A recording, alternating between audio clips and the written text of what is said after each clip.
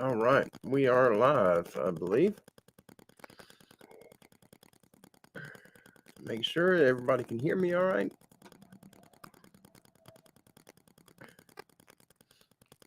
I want to make sure we are definitely live. I'm having some goofy wind that keeps popping up over my screen from Microsoft, and I don't know why that is. All right, is everybody hearing me? Okay. I had to hunt down my glasses, but I made it. I think I'm on time. I believe. Yep, I am on time. All right. Loud and clear. Oh, thank you, Kevin. All right, who we got here? Yeah.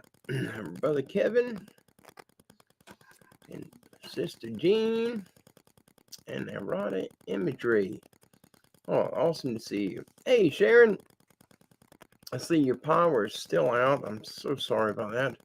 God bless you. We'll absolutely be keeping you in our prayers. And I seen Mark in there somewhere. My brother Livewire. There's Deborah. Let's see who else we got here. And Connor from Bigfoot Anonymous. Good deal. Pete Teresma. Oh, awesome. I'm glad y'all are here. Thank you so much for jumping over. Brother Michael. Yep, I found them. They were in my pocket to my pajama drawers. And hi to Bustamante. So awesome to see you all. And our brother JK. Yes, we are absolutely having a blast tonight. I got gum in my mouth. All right. Sorry about that. I normally spit it out before we start. There's Francesca and Steve. Oh, it's so awesome to see you all. Thank you so much for jumping over.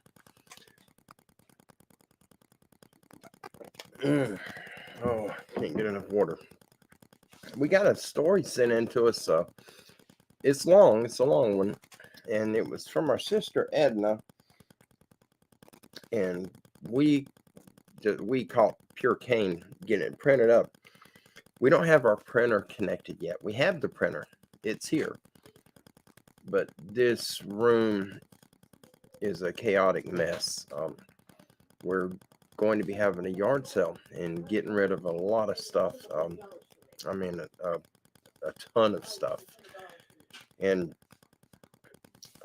until we get rid of everything, I don't have room to put our other desk in here and to get set up with the printer. And I'll have a new studio. We're going to set up a little small studio where the sound will be better and you won't be looking at that green screen behind me. Stash Man, how's it hanging? It absolutely good. Wonderful day today. It's been a long one, but it's been good. We went to UPS to get the story printed out, and Edna sent it to me. She had written it out, and it's really long. And so she had it all written out by hand, and she took pictures of it and emailed me the pictures. Well, I went to email them to UPS so they would be ready when we got there, and all I had to do was print them. And it asks you, when you email stuff, well, I don't send many pictures off an email, but it said to make it small, medium, large, and the very bottom one was actual size, and it was so many gigabytes to send it. So I chose small to send them. Everything's sent. Well, when they printed them up, it was blurry, and I knew the pictures weren't that blurry. I looked them over.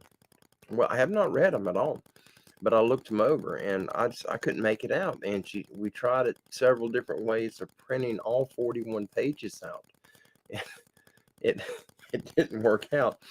Well, finally, I had to, the lady said, well, try to send it and use actual size. So I did that. It took about 10 or 15 minutes for all of it to actually send But when she printed them out, they were perfect. And that's all I had to do to begin with. And I didn't know.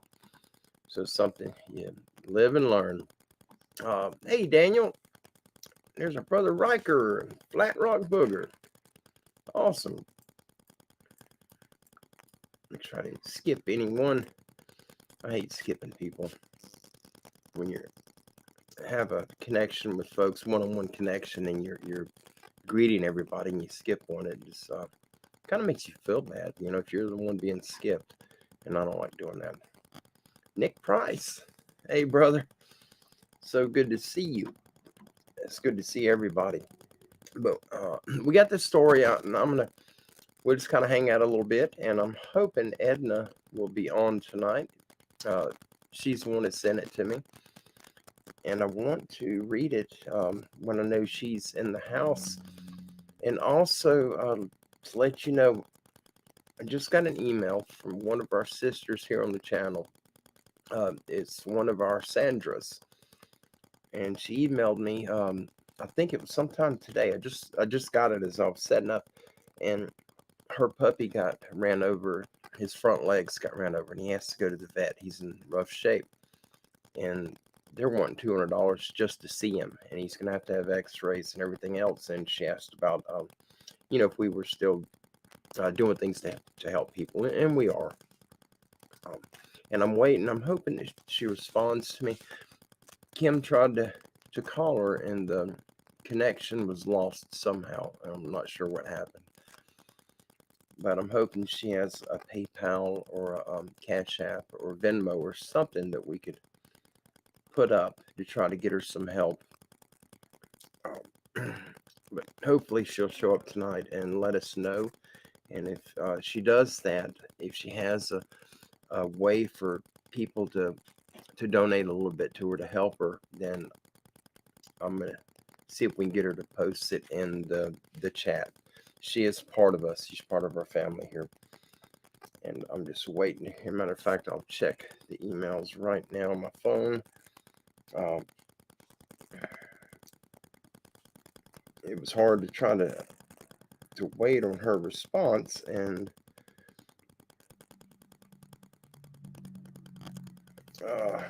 where's her? There it is. Which she says, is it still a thing that if our pets need vet attention, that we can get help? My puppy got his front legs ran over last night, and I can't afford to take him to the vet. They want $200 just to see him and do an X-ray. If the help is still available, please let me know. And she leaves her number and says, "Thank you so much, Sandra." Oh, there's Edna. Our brother Dennis. Awesome. But I've not heard back from Sandra yet. Kim got to talk to her for just a minute before the call dropped. Hey, Hobbs.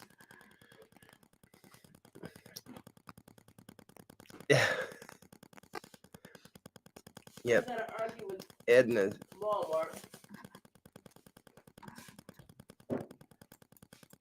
You got the receipts on the table in the room. There's Edna. She's the one that sent the story in to me. She says, "I'm in the house. Hi, everyone. Hope you enjoy the story. It's a very true story. That way you know ahead of time before we read it. I have not read it at all. I have not proofread it. I want it to be as much of a surprise to me as it is to you. And we'll all experience it together." All right, we're getting, we just about got our family here. There's several that are out. There's some other shows going on right now. Nottingham Yankee. Nottingham, England. Oh, I'm in hospital since 2 weeks ago. Just getting better now. Nottingham Yankee is in the hospital. We need to add him to our prayers. Absolutely. Keep them prayers going. Make sure we are not missing anybody. And we'll let a few more people walk through the door, and then we'll start. Brother Connor. I had a notification that you had a show today, and I wasn't able to watch it. I was driving, but I got it. I did get it. I don't normally get notifications. I'm gonna get this stuff ready. Let me see. I want to show you guys what happened if I can pull it up. I believe this is it here. Bear with me just for a second. I'm using a chair as part of a desk.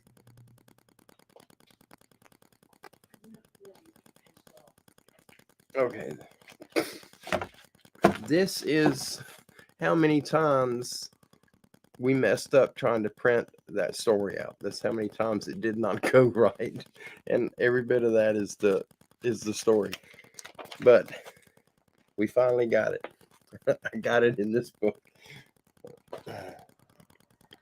But it did finally print, and I can read it.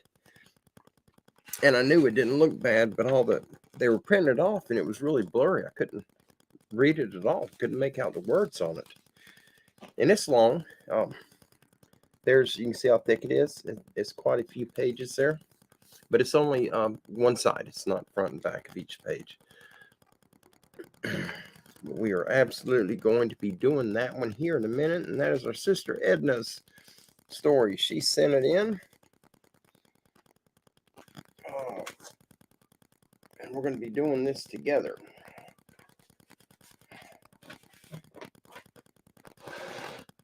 I'll slide my chair table a little closer. Brother Don. Excuse me. I did not fill my water cup. What about it? Walmart stole $100 today. I gotta find that receipt. It's on the dresser. It's what? On the dresser. I'm sorry, guys. That's Kim yelling at me. It's on the dresser. Okay, thank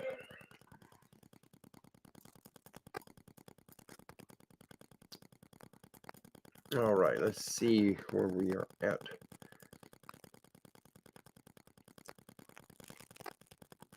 All right. Well, I'm trying to find my timer. Okay.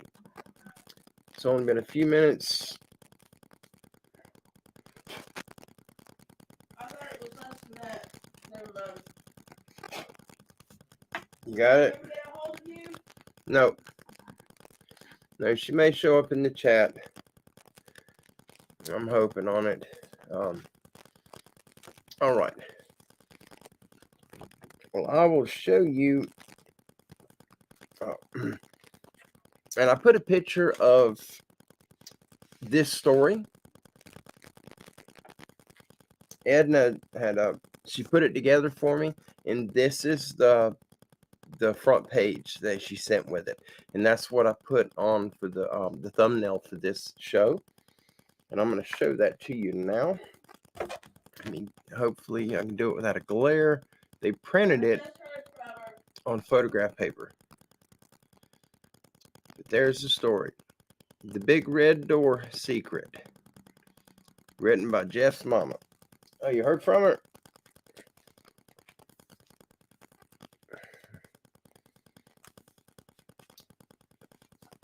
Maybe let her know if she's got a Cash App or PayPal. We will put it on the. She doesn't, but her sister does. Her phone stopped working. Okay. Let her know we're on the show right now, and if she wants to come in, we will put it in the chat. If she could post the link to her sister's PayPal. I can't do it now that the show's running, but if we can get it up, then we can get it out for our family here. We are helping. We're going to help her with her puppy, and we understand the fullness of how veterinarians charge. And it almost seems as though they charge based on how much that they sense that you love your pet. If you don't really care for them much, you probably get a $50 bill. But if you really love that animal, they'll probably hit you for 300 or 400. I'm not trying to sound negative, but that's the experience that we've had, and we've been using the same few vets for a very long time, and it's just how they operate. But it's all good.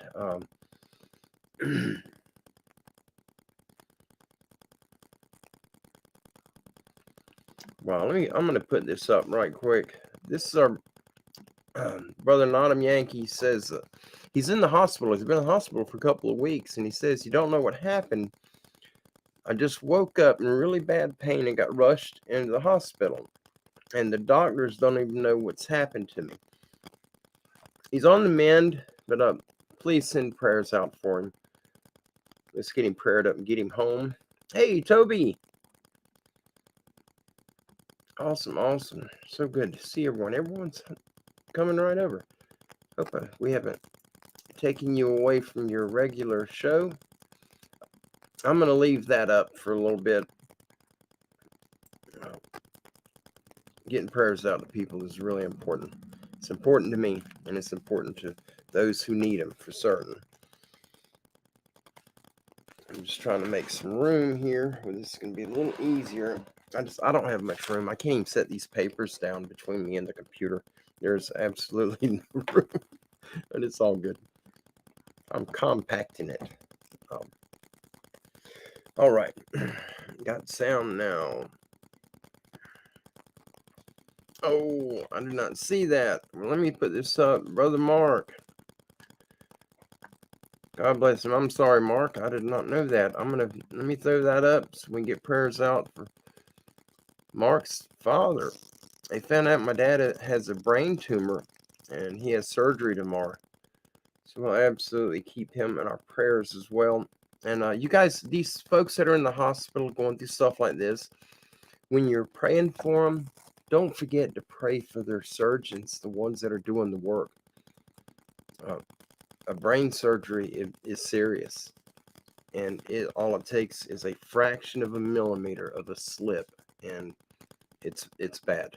It's real bad. So when you're praying for these people, pray for their doctors, that they're precise, just supernaturally precise, that their work comes out and the end result is far better than what was ever expected. Sasquatch, it's good to see you. God bless you. God bless all of you. Absolutely. We got people sending prayers out for our brother Mark's dad and Nottingham Yankee. Nottingham's where he's from. Nottingham Yankee. All right. Well, I'm going to keep poking up when I can. You guys, if you would, just kind of keep your eye out in the chat. Sandra W. I just told her to go on. Okay, babe. Hey, Deborah. Sandra W. is who has the puppy that got his front legs ran over, and he needs medical treatment, and she can't afford it. And as those of you that have pets and have dealt with the vets, you know how expensive that is. So Kim let her know to come on the show, and hopefully she's got I think Kim said her sister has a PayPal or Cash App or one of them accounts to where she can receive donations if you would like to help her. And if she shows up, if she posts that in the chat, if you guys don't mind, please, if you can copy it and repost it, just keep it going. We'll try to get her the help that she needs. That's what it's all about, is helping each other. And if we can't help our own family, who are we going to help? Oh, thank you so much, Deborah. Yeah, we absolutely love prayers. Prayers for everybody, especially those who we're fond of and close to. And that is our family right here. That's you guys and gals. All right. Well, I'm going to start on this. So you guys, please keep an eye out for Sandra. and hopefully she will post a PayPal or a Cash App or a Venmo or some type of account where we can contribute to her puppy and help her with that. And we're going to get started on this. This is a really long story, and we're going to do it. We ain't got no limits on what we do here. And I have not proofread it, so hopefully there's no shockers for me. Okay. But that's it again for those that are just popped in, so that you know this is the name of our story today by our sister Edna, The Big Red Door Secret, written by Jeff's mama. And Edna sent this in. We're going to start on it. And they printed it on photo paper, so it's very slick. It's very hard to handle. That's all right. All right. It all started in the year 1979. It was early spring when Jack came up with the idea. I think that's Rosie's game. Sorry about that. Came with the idea to go out to Missouri, I think. Is that M-O, Missouri? Missouri in hopes to find work and a better life for us. Jack had family out there from his dad's side of the family. It said that he could stay with them until he could find a job and a place of his own. His cousin was supervisor at the turkey factory and gave Jack a job working the night shift on the cleanup crew. His job was to clean up the warehouse area and to restock cardboard that they used to make the boxes. Jack worked a few months and saved enough to rent a small trailer for us to move into. Then after a few more pays, he sent me the money to come out to join him. Jack was there at the bus station waiting for us when our bus pulled into the station. And Jeff saw him from the window and started yelling, "There's Daddy! Mommy, I see Daddy!" And he couldn't wait to get off that bus. Jeff ran up and gave Jack the biggest hug. He loved his dad so much back then. So Jack took us back to the little trailer. It was small, but looked nice. After getting settled in, Jack decided to take us down to where he worked at the turkey factory to introduce us to his cousin and supervisor, Jerry.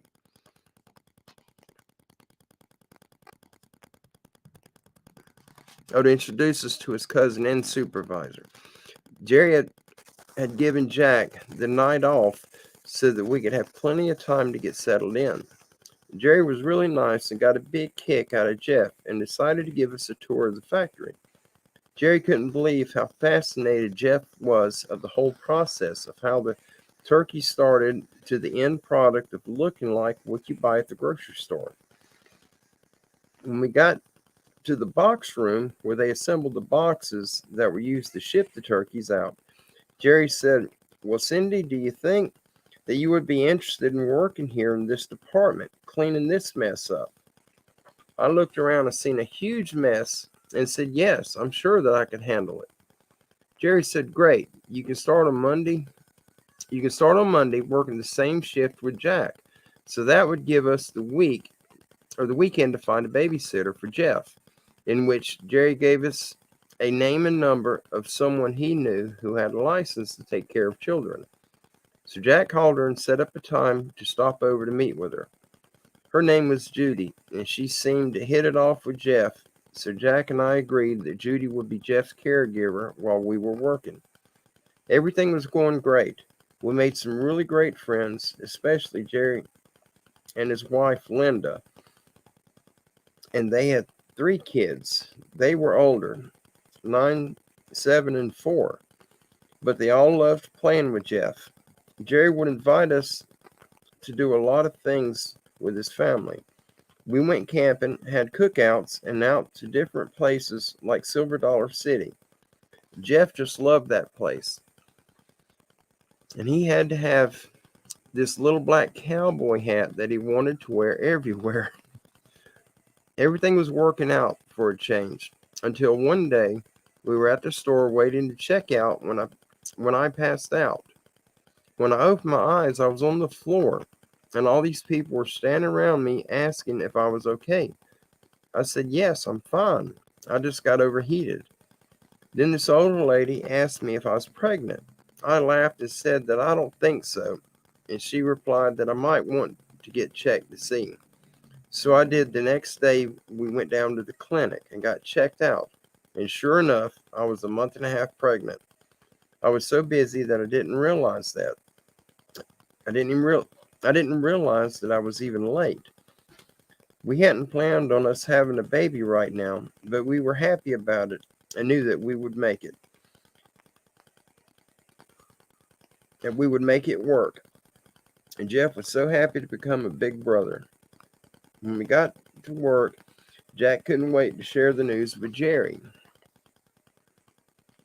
All right, this one's a little hard to read. This is the only one that came out really blurry, so please bear with me. And there was no straightening it up. They missed reprinting it for me. I gotta try to get enough light on this. When it was time for a break, I headed to the break room. Jerry's office was off from the break room. Anyways, he called me into his office and said, "Well, I guess congratulations are in order." And I'm thinking, here it comes. He's going to fire me now. But he didn't. Instead, he said that you know that Marge quit last night, and you know that I'm going to need someone to do what she did. Do you think that you would be interested in doing that? Which was to clean the office and the bathrooms and to run the snack box or the snack bar.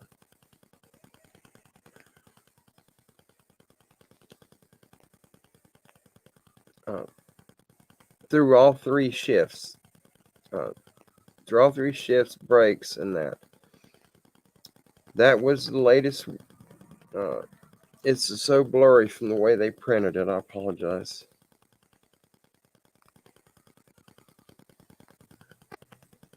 That was the lightest work that he had for now. I got a smile on my face and said, "Yes, I would love to do that." And again, everything was going great until December when we had an issue with the babysitter. Judy had started watching another little boy. He was 7 years old, and well, he would grab Jeff by his hair and drag him around. So Jeff got mad and bit the blood out of the boy. So Judy stuck Jeff into a high chair and left him there all night until we came to pick him up the next morning, and still didn't tell us about it until we brought Jeff back that evening to drop him off again. Jeff threw a fit, screaming and crying for us not to leave him there. They are mean. They were mean to me. He had his arms around my neck and wasn't about to let go. So I told Jack to go on to work, that I'll stay here until we get this straightened out. That's when Judy informed me of what happened the night before. I looked at Jeff and said, "Is this what happened, Jeff?" Jeff said he wouldn't stop pulling my hair, dragging me around, so I bit him. And believe me, I was furious that my son was treated this way. And I informed her that she would not be watching my son, and if I got in my way, that she wouldn't be watching anyone's child again, which I did, and her license were revoked. Anyway, I went down to the factory and told Jack and Jerry what happened. Jerry told me to just take your time and find another sitter, and then you can come back to work. So I took Jeff and went back home. We were having a problem finding another babysitter when my mom suggested that we let Jeff come back to Pennsylvania and spend Christmas with them, and that we could come back to get him and visit him in March when the factory closes for 3 weeks for machine maintenance. I really wasn't crazy about being away from my little man for that long, but Jeff really wanted to see his Gram and Pap and his uncles, so finally I agreed to let Jeff go home for Christmas. So Mom jumped on a bus and came out to get him. Mom stayed the weekend, and on Monday they both got on the bus and headed back to Pennsylvania. Then Jack and I both went back to work that evening. But I missed my little man. I talked to him every day, and he would tell me that he's fine and that he's having fun but he misses me. Can't you come stay at Graham's with him?" I kept telling him that I would be there before his birthday in March. That was the first time that we were apart, and I wasn't handling it well, and I couldn't wait until it was time to go get him. Before I knew it, it was time to go. Jack wanted to wait until the next day to leave, but I wasn't having it. I told him that he could sleep on the bus, so we went home, grabbed our suitcase, and off to the bus station we were. 36 hours later, we were pulling into the bus station in Uniontown, Pennsylvania. Then we jumped on the city bus and on our way to Mom's. Jeff was so excited to see us. He grabbed me by the neck and wasn't about to let me go anytime soon. I was already 7 months pregnant, and that night I started having cramps and spotting a little blood.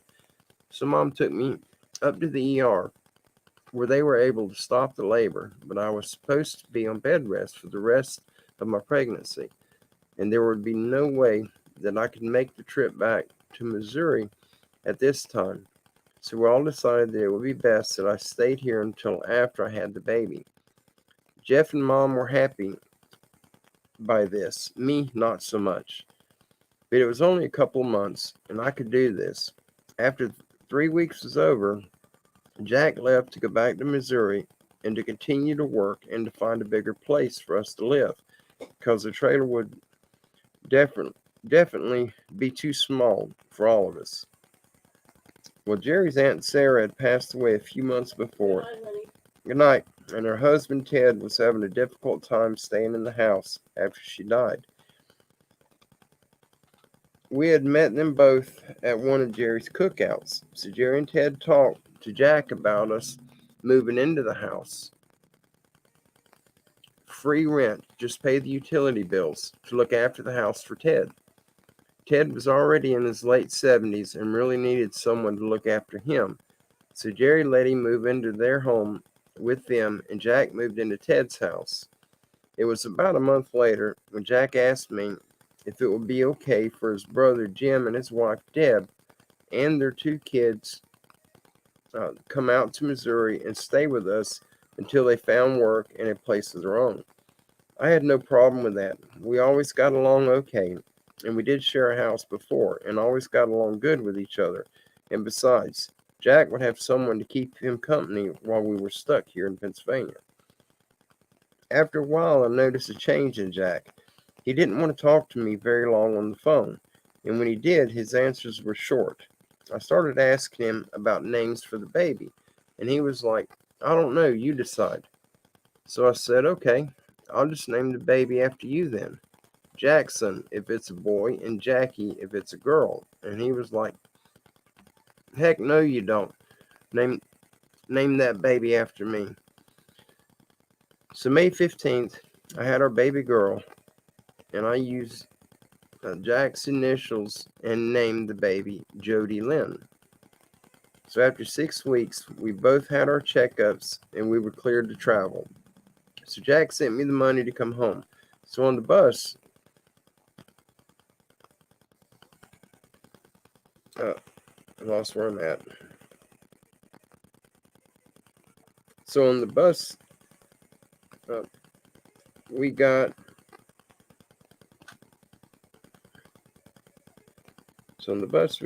around 36 hours later, we were pulling into the bus station in Missouri. Jack was there waiting for us. He gave me and Jeff a big hug and kiss, but paid little attention to Jody, which I thought was strange, but I didn't say anything. I gotta turn the light. I'm sorry. I think that's about as good as it's gonna get. It's dark in this room. I'm sorry. Then we were on our way to the new house. We got there and Jack had the big wheel that we had gotten Jeff for Christmas sitting on the front porch with a big red bow tied to it. I told Jeff that we had a big present from Santa at the home for him, but never told him what it was. Let me tell you, he was one excited little boy when he saw it. We let him ride it for a few minutes, then we told him that he could ride it more later. Let's go check out our new house. So we walked inside the front door. His brother, Jim, and his wife, Deb, were sitting on the couch. I said hello to them, and they were fussing over Jody when Jack says, "Well, how do you like the place?" I'm looking around the room, shaking my head no, and said, "No, this place is evil. I don't know what it is, but this place felt evil." Jack just says, "Don't be crazy. It's a nice place," and started to show me the place. I started following behind Jack. It was a nice big living room. We turned to go down the hallway, and he showed me the front room. That would be our room, and he sat my suitcase down in there. The next room was the bathroom. Then the next room would be Jim's and Deb's room. The next room would be their kids' room, which Jeff stayed once he saw his cousins, Jamie and Jimmy. He was ready to play. In the next room, the smallest room, would be Jeff's room, which I wasn't happy about. Why would you pick the room farthest away from us that I wouldn't be able to hear him if he woke up in the middle of the night? Jack replied, "Well, they needed the bigger room. They have 2 kids, and Jeff would have his own room." I wasn't happy about it, but I guess that's how it would have to be for now anyways. Jack then showed me the kitchen, a nice big kitchen. Then he went out the back door. That led out into a sun porch. I looked to the left and noticed black plastic on the windows. I thought it was strange, but I didn't say anything. I looked to the right. There were these big red doors, and on these doors were big chains and 3 padlocks on them. I said, "Jack, what's this?" And he said, "Oh, that's just a storm shelter." I said, "Okay, what's with the chains and all the locks?" So Jack just says, "Oh, the landlord has stuff stored down there and that he doesn't want anyone to mess with. Don't worry about it. We'll never need a storm shelter anyways." I thought that was strange, but okay. And then Jack took us out another door that led outside. It was a nice big backyard with a swing set that Jerry had brought over for Jeff. Then we got back to the living room where I gathered up Jody and took her into our room and got her changed and fed and back to sleep. And I laid her down into her new crib. Then I went back to the living room and started catching up on everything that's been going on while I was gone.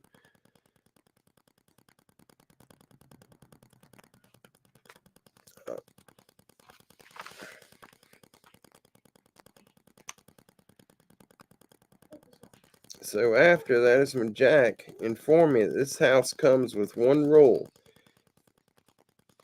Figure that every day no one could be at the house between 3 to 5 p.m. except Jack. I thought it was strange, but okay. By this time it was getting late, so Deb and I went to get the kids ready for bed, then to the kitchen to get them a snack before bed. Then I headed off to bed myself, since I was exhausted after being up since I left Pennsylvania. I wasn't about to go to sleep on the bus with 2 kids. Everything went okay for the next couple of weeks. Everyone got along great as long as we were away from the house. But when we were at the house, everyone's mood changed. We got angry and everyone was snapping at each other. The kids were even starting to fight with each other, and I noticed that things that I'd laid down would be gone and found in a different place. I just figured that it was one of the kids. Then one morning, I got up around 5 a.m. to get a bottle for Jody.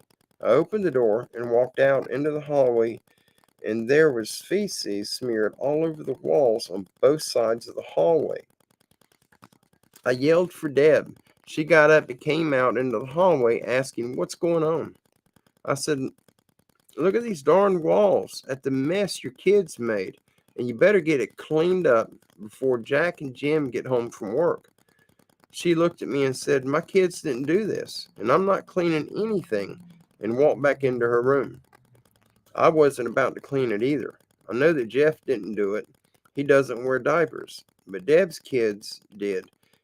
even though Jamie was 7 months older and little Jimmy was 8 months younger than Jeff. Anyway, I went ahead and got Jody's bottle ready and went back to my room and got her fed and back to sleep. It was almost 7 a.m. and I knew Jack and Jim would be home from work soon, so I went out into the living room and waited for them. When they walked in, I just shook my head and Jack asked, "What's wrong?" I just pointed at the hallway and said, "Look for yourself." He walked into the hallway and said, "What the heck is this?" By the time Deb came out of her room and said, "My kids didn't do it and I'm not cleaning it up," quickly I said, "You're the only one who has kids in diapers besides Jody, and I guarantee she didn't do it." Well, Jack and Jen ended up cleaning the mess off the walls. With things starting to get worse, no one was talking to each other. Deb wouldn't let her kids play with Jeff anymore. After a few days of this, Deb decided that she was going back to Pennsylvania, that she missed her family, and with everything that was going on, she didn't want to be here anymore. So she took her kids and left. Well, Jack and Jim took it out on me because she left. They barely spoke to me. That's when I noticed that Jeff was talking to an imaginary friend. I asked him, "Jeff, who are you talking to?" And he would say, "Sarah, you know, the old woman that lives here." I'm thinking, what's going on now? Sarah was Ted's wife that passed away last year. Could her spirit still be here? Then Jeff started telling me that it was Sarah that moved things around and that it was Sarah that put the mess on the walls.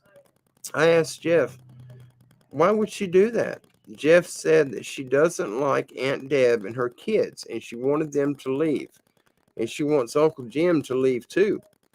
So then I asked Jeff, well, does she like us? And he said, yeah, she wants you and Daddy to look over her son, and she loves me. She said that she loves me, that I remind her of her little boy when he was my age. I thought that was strange because Jerry had told us about Sarah's and Ted's dying when he was about 6 years old. So I asked, is Sarah's little boy here too? And Jeff replied, yeah, but he's not little anymore. I wasn't sure how to respond to this, so I quickly changed the subject and said, do you want to go to the park for a while? And he was more than eager to go. It was one of his favorite places to go. The next morning, I heard Jack and Jim arguing out in the kitchen because Jim quit his job, and get this, because he thought that Jerry was treating Jack better than him, which I could understand because Jim was a butthole. He thought everyone owed him something. So I didn't think that would be a good time to tell Jack about Jeff's new friend. A couple of days went by and Jim found a new job at the pool hall, and Jack would spend most of his time with Jim at the pool hall instead of with me and the kids. Except from 3 to 5 p.m., Jack would be at the house, but the rule was me and the kids couldn't be there at the house. This one particular day, I was running a little late, as you would with two little kids. Jack came in and said, what are you still doing here? It's after 3. You know that you can't be here. I said, I know. I'm running a little late. I'm going. So I put Jody into her seat and put it into the stroller, and Jeff jumped into the basket on the back. He liked riding back there. I grabbed the diaper bag and off to the park we went. The park was the next street over. We started out the alley when a car started coming up the alley behind us. So I moved the stroller over to the side of the alley so that the car would have enough room to get by. I started to give Jeff a drink of his pop, wondering what was taking this car so long to pass. So I looked back, and the car had pulled into the driveway, and there was an older guy standing at the trunk of his car, taking 2 garbage bags out of the trunk. I didn't think much of it. I just figured that it was Ted with more stuff to store in the storm shelter. So I just started to push the stroller on over to the park. I left Jeff to play for a while, and I pushed him on the swing. Before I knew it, Jeff threw up all over himself. That red pop, Cherokee red, he always had to have his Cherokee red pop. Well, it's been about an hour and a half that he's probably gone by now. So I loaded the kids back up into the stroller and headed back to the house. I got back to the house and seen that Ted was still there. I thought, oh well, I'm here now. I might as well going in. I got to the back porch and seen that the doors were opened to the storm shelter and the chains and locks were laying on the floor. I looked down the steps and I saw Jack standing there with a mop and scrub bucket, and he was mopping up blood off the floor. Now what I saw was a room about 20 by 20. To the left I saw a furnace and a hot water tank and what looked to be a deep freezer. All around the walls were shelves with canning jars, and I had no idea what was inside of them. To the right was a trap door on the floor that was open with more chains and locks laying on the floor beside the hole, a tunnel of some sort, with steps leading down into the hole. I said, Jack, what are you doing? He got a surprised look on his face and ran up a couple steps and said, what are you doing here? You know that you can't be here. I said, Jeff got sick and threw up all over himself. I had to bring him back to clean him up. As soon as I said that, I heard this loud scream and evil growl. I said, Jack, what is that? Jack got a scared look on his face and said, oh, that's Ted down there. Just take the kids and go into the bedroom and I'll explain after he leaves. So I did. I went to the bedroom and laid Jody down in her crib. She was still asleep. And then I took Jeff into the bathroom and cleaned him up and got him a clean shirt. Then we went back to the bedroom to wait until Jack came in. When he came in, I said, Jack, what was that? He tried to tell me that there was something clogged in the sewer pipe. And when he untightened the pipes, it let off that sound when it released the gases. That's the noise you heard. I replied, oh no, that wasn't gases. That was a scream, a growl that was evil. And if there's something evil down there, you need to tell me. I have kids here. He just said there's nothing down there that you need to worry about and walked out of the bedroom. Now, a couple of days go by.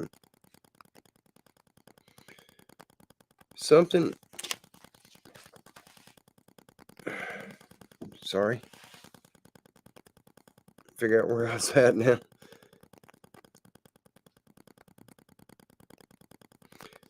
Oh, right here. All right, now a couple of days go by. Same thing, only it was raining. So I put Jody in her seat and we headed down to the bus stop to do the round trip around town and back. That usually took an hour and a half to 2 hours.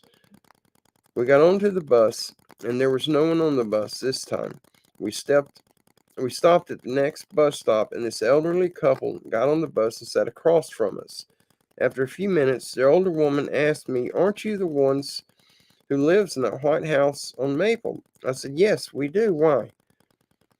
Then she started to tell me that their lifelong friends, Ted and Sarah, used to live there. We were friends forever. We went to school together, we got married together, and we remained friends our whole life. In fact, Sarah's parents gave them that house for a wedding gift in hopes that they would fill it up with many grandkids. By this time, the older man nudged her on the leg and said, now, Martha, you know that you can't talk about that. The older woman replied, hush now, Melvin. She lives in that house with those 2 babies. She needs to know what she is living above. Now, by this time, I'm interested in what she has to say. So Martha started telling me the story. Years ago, we were probably married for about a year or so when we all decided to go on a camping trip together. Sarah's parents had a cabin up in the Ozark Mountains there, and that's where we would always go. This particular time, We got up that morning and had breakfast. After we finished breakfast, the guys decided that they were going down to the lake to do some fishing. I started cleaning up the dishes when Sarah said that she was going out to take a shower and that she got her monthly visitor last night and she was a bloody mess. So Sarah headed out the back door to the shower that was outside by the back porch. I started washing the dishes when I heard a loud scream. It was Sarah. I wasn't sure what was happening. I just figured a snake must have crawled into the shower with her. So I grabbed the broom and ran out the back door. And when I got to the edge of the back porch, I could see Sarah, and this big man beast had her pinned against the wall and was having sex with her. Well, I didn't know what to do, so I just screamed to get off her, and started hitting him with the broom. The man beast let out a scream and ran back into the woods.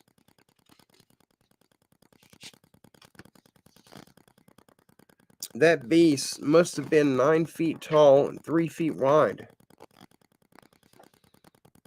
Well, our husbands must have heard the scream because they came running back to the cabin. Well, Sarah didn't want to tell them what had happened, so I just told them that Sarah was taking a shower and a snake crawled in there with her. We chased it off with the broom. Everything's okay now. So the guys went back down to the lake to continue to fish, and I helped Sarah back into the cabin, promising her that I would keep her secret. A few months went by, and Sarah realized that she was pregnant. We hoped and prayed that it was Ted's. I felt so sorry for Sarah. She must have been in labor for 3 days. My mom was the midwife back then, and we stayed with her the whole time. When that baby was born, there was no way denying it was the man beast baby. The baby was 14 pounds and, well, about the color of your son there, and had a dark brown hair from head to toe. Sarah and Ted decided to pass the boy off as Ted's, so they would try to keep its hair shaved off and try to keep the boy inside as much as possible. When the boy was about 5 or 6 years old, some animals would come up missing, and they would find them dead and mutilated. When Ted and Sarah heard this, they knew that they had to do something. So Ted asked Melvin here if he would help him to dig a tunnel and room under the house to keep the boy in. So Melvin agreed to help Ted. They dug until they had enough room for him. They made it to look like a regular jail cell down there with the bars and everything. They packed the dirt into the basement so no one would know what they were doing. Sarah finally had some clout and money, so they were able to get a death certificate for the boy. It said that he had died from chicken pox, and even got a grave for him over there in the cemetery with his name on the headstone. And that's where they put the boy. And that's where he's been for the past 58 years. The whole time, Jeff is hanging on to every word that Martha was saying. So I asked Martha, why wouldn't they just take the boy back to the woods and let the man beast raise him? Martha replied, oh, we tried. Sarah and I stayed up at the cabin the whole time. Ted and Melvin were building this room. It took them about 2.5 months to build that room. Every day, Sarah would sit out on the back porch, and the boy would play in the yard. And I would sit in the kitchen with a shotgun laying on the table, waiting and hoping that the beast would come and claim his son, but he never came. Sarah would even walk out into the woods and yell for him to come claim his son, that it wasn't safe for her to raise him anymore, and he still never came. Then, when the room was finished, they went back and locked the boy in the room, and that's where he still is. Melvin and I was wondering what Ted would do about the boy after Sarah died last year. That's when Jeff spoke up, but Sarah is still there in the house. Martha and Melvin looked confused. Then I said that Jeff has been talking to his imaginary friend Sarah for a while now, And Jeff said, "Yes, she's my friend." Then Martha said, "I don't know if you remember or not, but you met Sarah and Ted at the cookout at her nephew's house a while back," which I do remember that. Martha said, "Well, that Sarah was so impressed by how loving and caring that you and your husband were with your son, even though he's a different color than you, and she wanted you two to take their place and take care of her son." Before I could say anything, they were where they were going, and they got off the bus. Jeff looks up at me and says, "Mommy, do we have a man beast living in those red doors?" I didn't know what to say, so I said, "I don't know. I guess we have to ask your dad." So when we got back to the house, I asked Jack about it. He just replied, "You were told not to ask questions about the red doors." And I got to go to work and walked out the door. Well, I guess Jack told Jerry about me knowing about what's hidden under the red doors. I guess they argued about it, and Jack ended up quitting his job at the turkey factory and started working at the pool hall with his brother Jim. Things got worse for us. Jack wouldn't do anything for us. He wouldn't buy any food or formula or diapers for Jody. But we didn't have to leave the house between 3 and 5 anymore. I tried to keep Jeff away from the red doors when Ted would be down there, but yes, Jeff would ride his big he'd ride his big wheel back and forth past the back door on the sidewalk, and he would hear the screams and evil growls coming from down there. I really don't know what to do. Jack wouldn't buy anything or do anything for the kids. I knew that I had to do something when I had to pin a dish towel on my baby for a diaper. So I called a friend of ours that we worked with at the turkey factory. I told him what was going on and that Jack wouldn't buy him anything for us. And could he possibly loan me some money until I could get on my feet? So, being the nice guy that Willie was, he gave me $10 and took us to the store so I could get what I needed. Oh, he gave me $40. I'm sorry. He took us to the store so I could get what I needed. Then took us out to get something to eat. Then took us back home. Well, Jack wanted to know where I got the food, milk, and diapers at. I told him not to worry about it. But Jeff told him that Willie got it for us. Well, Jack was furious about that. I just told him that you didn't give me a choice, Jack. You refused to provide for the kids, so I had to beg someone for what you should have been buying for the kids. Jack just turned and went out the door. I guess he went to the pool hall. I don't know. A couple days later, Willie stopped over to check on us. He took us out to eat again. Then we went to a park so Jeff could play while we talked. I told Willie how upset Jack was that he helped us. Willie said that he wasn't worrying about Jack, that no man should treat his wife and kids that way, and that he'll continue to help me and the kids as long as I needed him to, and that he would love it if I would leave Jack and come live with him, that we wouldn't want for anything. I told Willie that I would have to think about it. It was getting late, so Willie took us back home. Jeff fell asleep on the way home, so Willie carried him into the house, and I carried Jody in. Willie laid Jeff down on the couch while I took Jody out of her seat and laid her down in a crib and came back into the living room. Willie was standing by the front door, and he says, "I'm going to take off, but I hope you really think about what we talked about." I told him that I would, and I gave him a hug, but then Willie kissed me, and even worse, I kissed him back, and then he left. I was really feeling guilty for what I just let happen.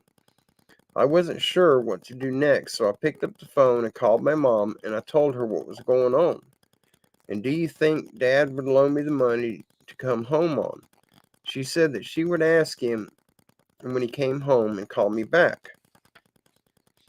So the next day, Mom called back and said that your dad said that he would loan you the money to come home, but I better be sure that's what I want to do. I told her that it's not what I want to do, it's what I got to do. So she said that she'll go down to the Western Union and wire the money out to me, that it should be there by the next day. So that night, when Jack and Jim came back to the house, I told Jack that I called home and Dad's going to loan me the money to bring the kids home. He just looked at me and said, "Do what you gotta do," and walked away. I cried my eyes out, but I knew what I had to do. The next morning, I heard them out in the kitchen. Jody was still asleep, so I went on out to the kitchen. And when I walked in, Jack and Jim got up from the table and headed to the back door. I said, "Jack, you know that we're leaving today. If you want to spend any time with these kids, now is the time to do it." Jack looked at me with a mean look on his face and said, "I already talked to the boy, and I ain't got nothing to say to you," and walked on out the door. Well, that just broke my heart. I told Jeff to go ahead and finish your breakfast. I'm going to go and see if your sister is up yet.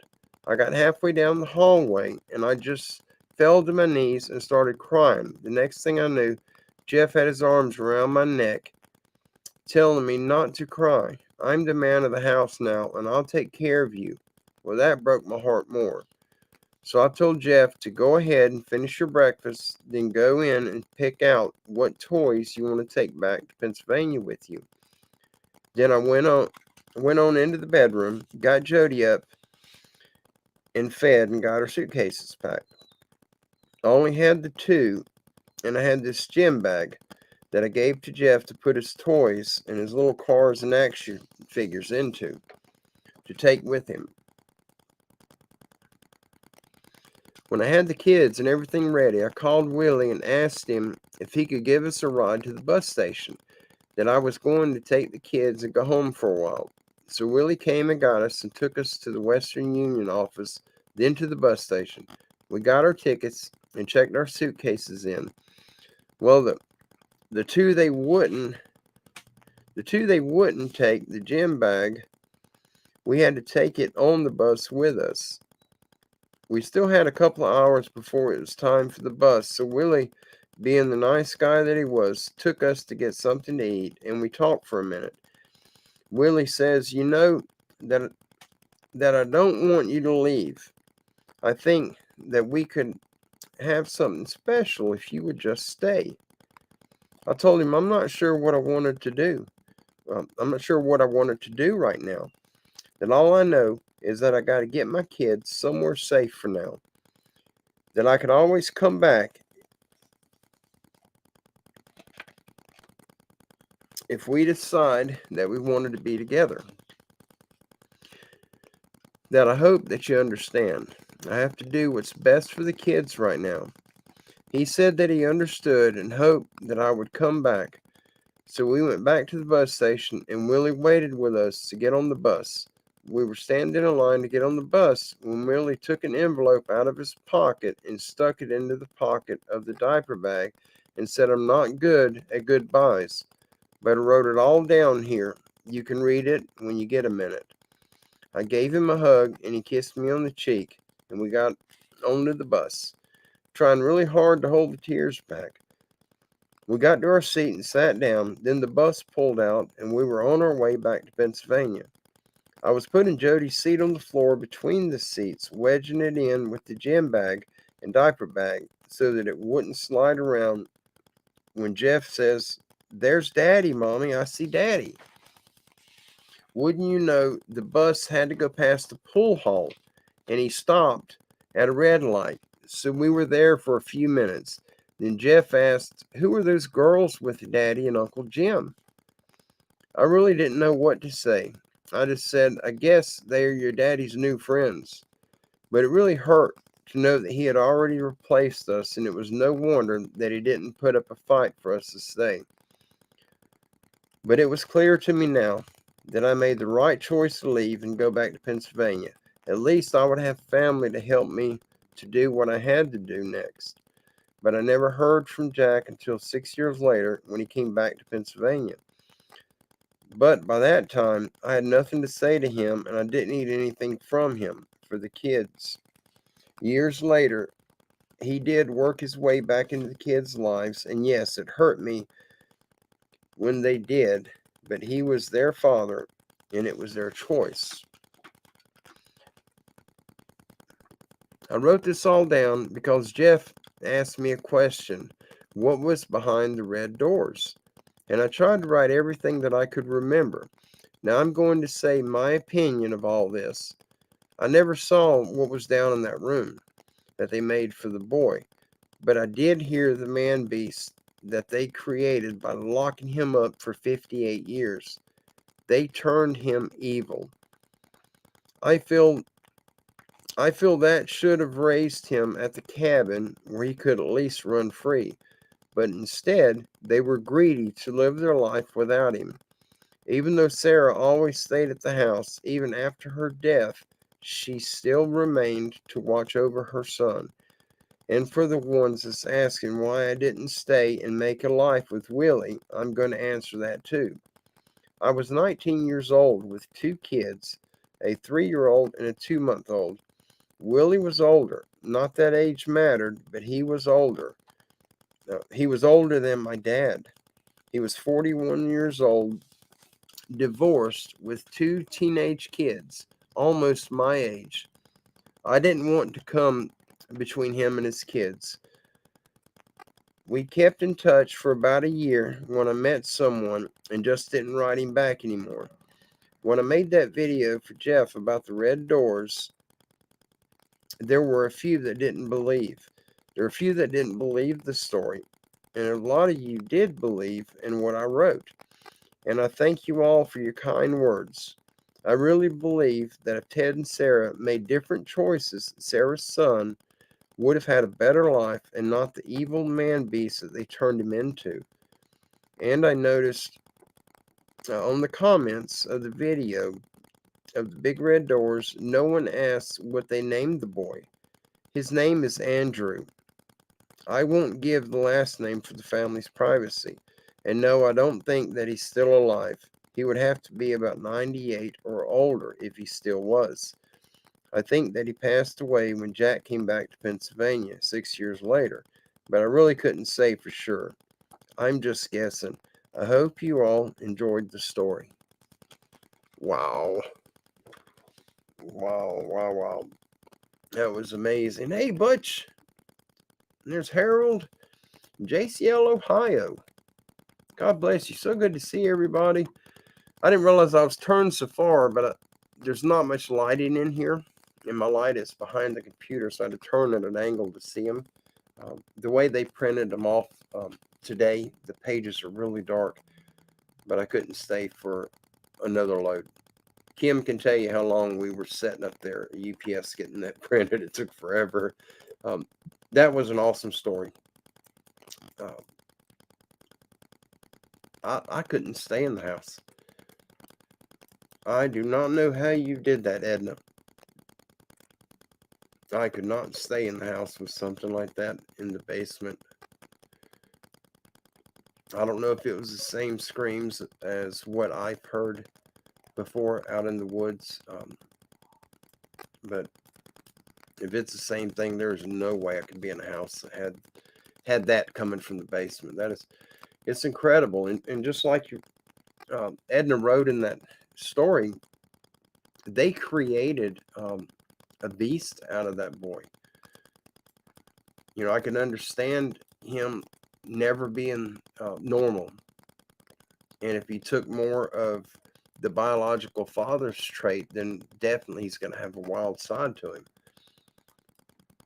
But you can take any animal from the wild, and you can bring him to a more civilized state. He'll never be fully tame. They'll always have that feralness to him. Hey, Juanita, and there's Mitch. Oh, Randy's here too. I'm scrolling up. I'm just making sure I haven't missed anyone. That was a really long story, but a very good one.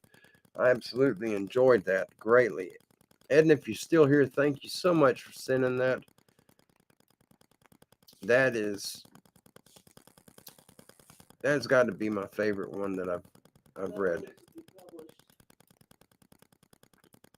Yeah, that's what Kim just said. That story needs to be published. And I agree with her. Sasquatch mind control. Hey, brother. Yeah, absolutely. I'm in agreement. That would make a fantastic a book. Absolutely. I'm all for that. All right, I'm not going to go too far up. We got a lot of people in the chat. Well, we have. Hey, John. There you are. Oh, honey? Huh? Carolyn and her family, Carolyn Hornsby, Yeah, still have not found their two, whoever it was. they didn't. No, they have not found Oh. it yet. That was Kim letting me know on our sister Carolyn, her nephew Eli. To date, he still has not been heard from. They have not heard anything from Eli. So please keep that family, keep our sister Carolyn and Eli's family in your prayers. As Carolyn Hornsby and everyone associated with Eli. And I pray for Eli's safety as well. There's something going on. You know, we live in a crazy time. Everything's changing. We're supposed to be living in a day of enlightenment. But it is sure getting crazy. Hey, Gene Fox. It's good to see you. And Brother Butch. Who else we got? There's Kelly and Nancy. Awesome. Awesome. Oh, Nancy McDonald is here too. Good deal. So good to see everyone. There's my sister Kelly from Pensacola, my neighbor.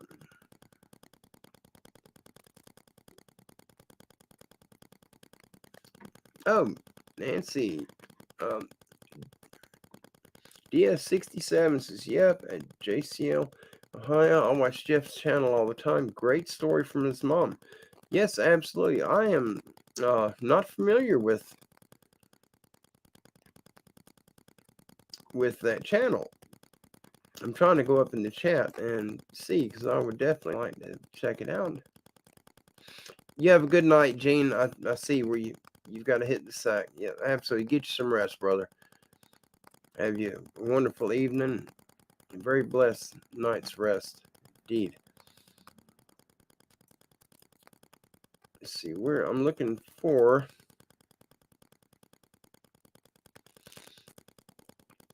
Yeah, you know, Michael, I see where you put on there, you've heard of the big fellas having their way with native women, but no story of offspring that lived. That's the third or the fourth story that I've heard of these big beings breeding with human women and having children. And there's been one of the stories I heard that the children lived a fairly long life.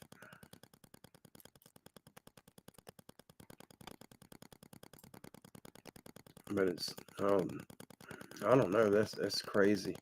Have a child, 3 years old and be as strong as a 10-year-old, and it's kind of scary. Yep, absolutely, Butch. Definitely crazy times we live in. Well, we've got some articles. Y'all want to get into some articles? We got a little time. We're at an hour and 14 minutes right now. I love that story. Edna, thank you so much for sending that. I absolutely love it. And I have not heard that one before. I definitely have not.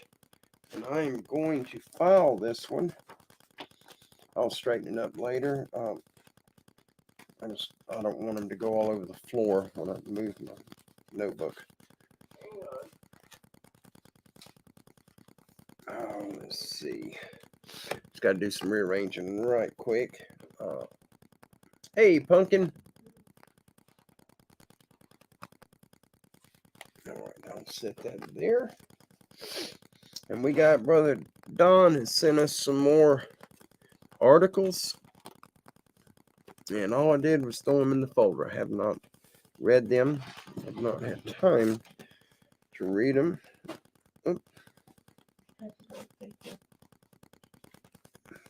Thank you. For your stories. No, just okay, baby. Thank you. Mhm.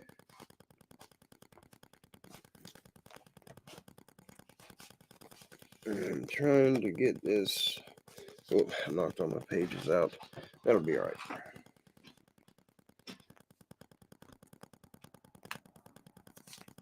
Let's see. Move this. I'm trying to make some room, guys. Bear with me just for a second. Very tight quarters right here.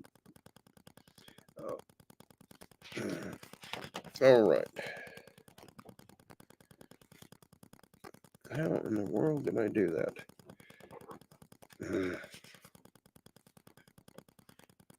That'll be right. I will straighten that out in a minute. I just took every one of these articles out on accident. I just pulled all the articles out of my notepad, my notebook.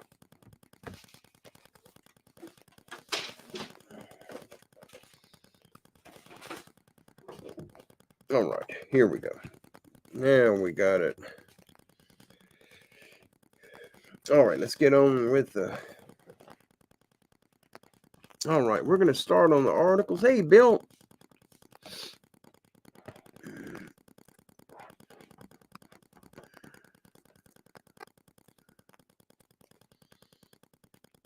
All right, my nose is itching. All right, this one is. All right.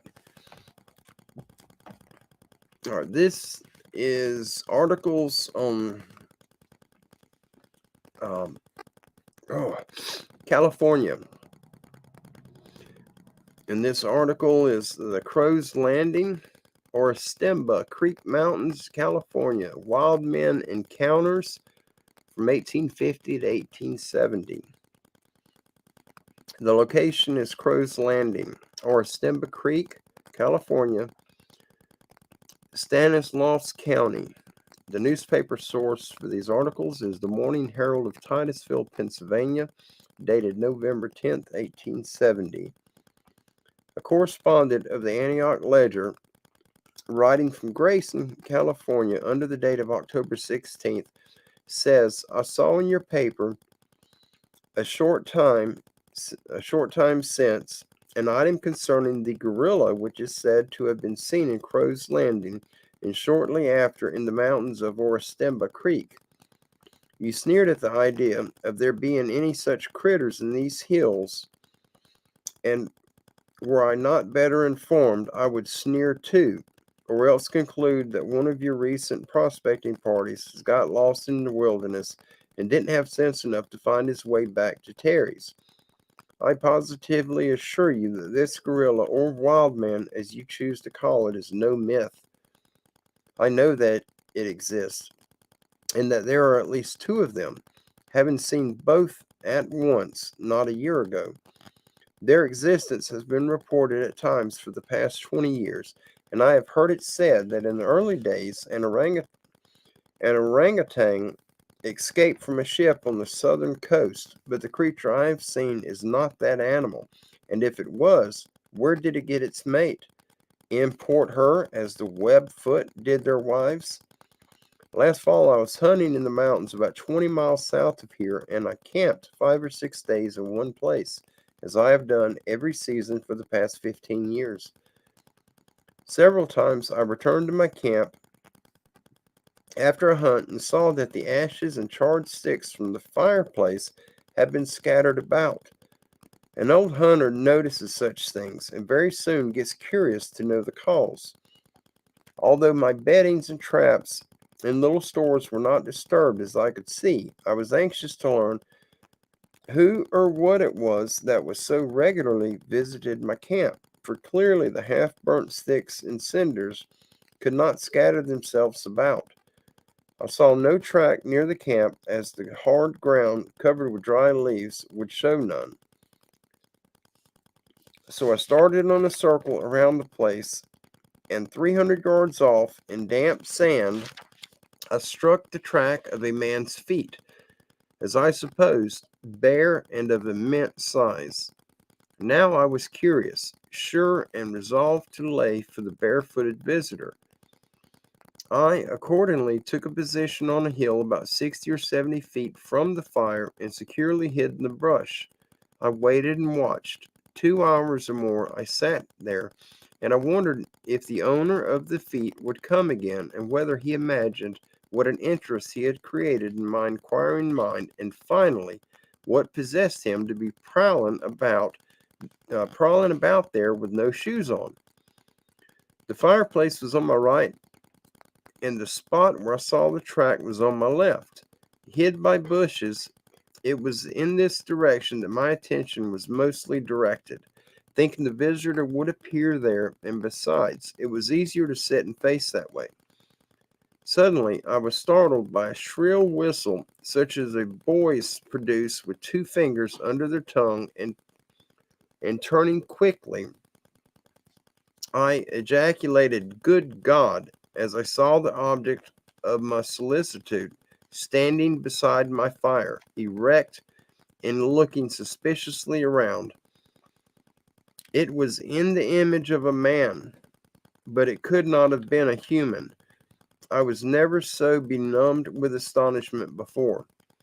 The creature, whatever it was, stood a full 5 feet high and disproportionately broad and square at the shoulders, with arms of great length. The legs were very short and the body long. The head was small compared to the rest of the creature, and appeared to be set upon his shoulders without a neck. The whole body, uh, the whole was covered with dark brown and cinnamon-colored hair, quite long on some parts, that on the head standing in a shock and growing close down to the eyes, like a Digger Indian's. As I looked, he threw his head back and whistled again, and then stooped and grasped a stick from the fire. This he swung round and round until the fire on the end had gone out. When he repeated the maneuver, I was dumb almost and could only look. 15 minutes I sat and watched him as he whistled and scattered my fire about. I could have easily put a bullet through his head, but why should I kill him?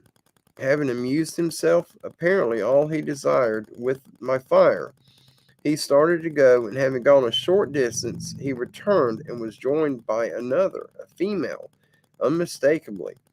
When they both turned and walked past me within 20 yards of where I sat and disappeared in the brush, I could not have had a better opportunity for observing them, as they were unconscious of my presence. Their only object in visiting my camp seemed to be to amuse themselves by swinging lighted sticks around. I have heard this story many times since then, and it has often raised an incredulous smile.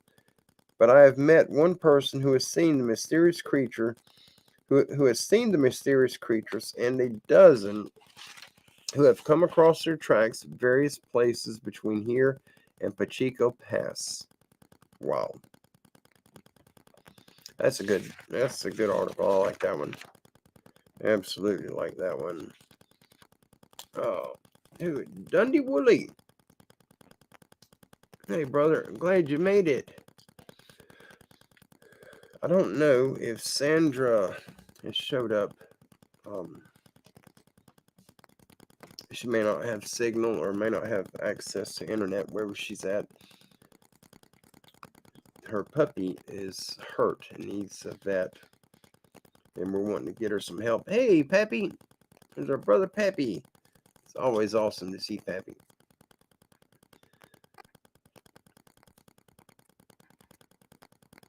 Let's see. I'm just scrolling up just a little bit in the chat.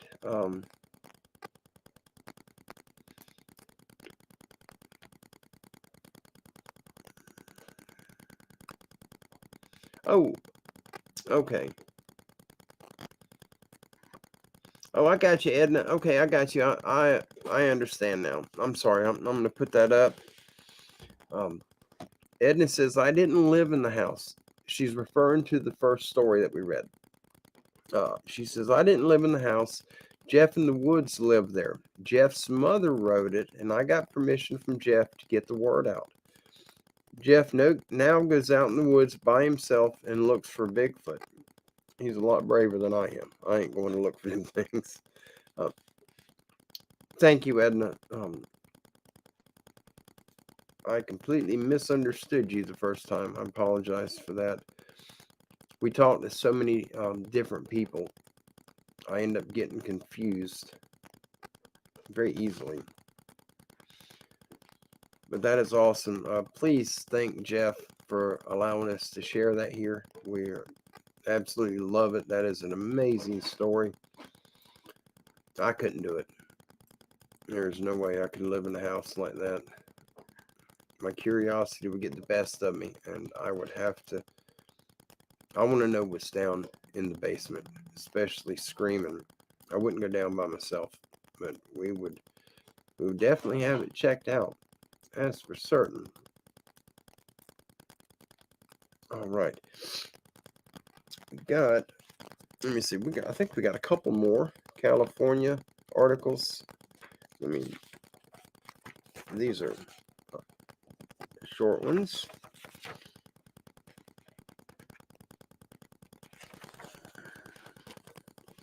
One, two, think. I'm just trying to figure out what we got here. Okay. We got a couple more. These are California articles also. And for those that are new here, these are news articles, old news articles of people reporting Bigfoot, Sasquatch, the wild men, cavemen, whatever you want to call them. People who have witnessed them and reported it to newspapers of their era, their time. And these are very old. I love these old articles. Some of them, the way that they, the punctuation that's used in them is it's hard to read them sometimes, but it's all good. We will get it out. All right, this is a short one. And this is Mount Shasta, California snowman sighting of the 1850s. The location is Mount Shasta, California, the Siskiyou County. And this, the magazine source is the True magazine of March 1960, Truly Yours. All right, Mount Shasta. My grandfather prospected for gold in the 1850s throughout the region described as being home of the snowman. Upon grandfather's return to the east, he told stories of seeing hairy giants in the vicinity of Mount Shasta. These monsters had long arms but short legs. One of them picked up a 20-foot section of sluiceway and smashed it to bits against a tree. When grandfather told us these stories, we didn't believe him at all. Now, after reading your article, it turns out he wasn't as big a liar as we youngsters thought he was. Signed, John M. Weeks. Wow. People of today don't never confess to assuming wrongly. Not nowadays. All right. This article is Mount Diablo, California wild man of 1870. The location is the Crow Canyon near Mount Diablo, California, in Contra Costa County. And the newspaper source for this article is the Republican of San Joaquin, California, September 19th, 1870. Wild man. We learned from good authority that a wild man has been seen at Crow Canyon near Mount Diablo. Several attempts have been made to capture him, but as yet have proved unsuccessful. His tracks measure 13 inches. That's a big feller. That is certainly a big feller. Hey, Denise. Here's Discovering Sasquatch. Awesome. We'll do just a couple more. I think we had two more here, I believe. Short ones. And then we're going to take prayer requests and whatever people are needing to get out. It may just be one. I think it's one. All right. This is the Orias Timbers Creek, California guerrillas encounter of 1870. The location, Orias Timbers Creek, California, Stanislaus County. Newspaper source for this article is the Daily Transcript of Oakland, California on September 27th of 1870. An item appeared in the San Joaquin Republican the other day stating that a wild man had been seen in some part of San Joaquin County, and we afterward noticed a statement copied into several other papers with brief comments indicating disbelief in the report. We must confess to a want of credulity on our part also as to exact correctness of the item at the time, but we were yesterday placed in possession of certain information which leads us to believe that there may be some foundation for the report. As our columns are somewhat crowded this morning, we will give the reports as we receive them and as briefly as possible. F.J. Hildreth and Samuel DeGroot of Washington Corners in this county while out hunting on Orias Timbers Creek in Stanislaus County about 3 weeks ago discovered footprints along the bank of the creek resembling the impressions of a human being's feet. Mr. Hildreth, who gave us this information, states that the tracks were like those of a human being with the exception that the impressions of the toes were much larger. Hildreth afterward became separated from his companion, and upon proceeding some distance up the creek, saw a few yards ahead of him what he believed to be gorillas. If the description Mr. Hildreth has given us of these animals is true, he is certainly warranted in believing them to be that species of animal. Mr. DeGroot also reports that he saw the same objects and is positive that they are gorillas. The appearance of these strange animals in that neighborhood is notorious, and that they are gorillas is firmly believed by a great many people in that vicinity. A number of old hunters have started out to capture them, and we are promised whatever further facts may occur as soon as the party returns. The above we gather from various parties, and whether true or not, there are many persons in the neighborhood of the Washington Corners who firmly believe that the animals referred to are veritable gorillas. Veritable. I don't think I pronounced that right. Veritable. All right, and where are we at? All right, we are at 1. I'm going to set this here for now. Oh, what do you guys think of those? Of those encounters? Hey, Mark Daniel is here. Awesome.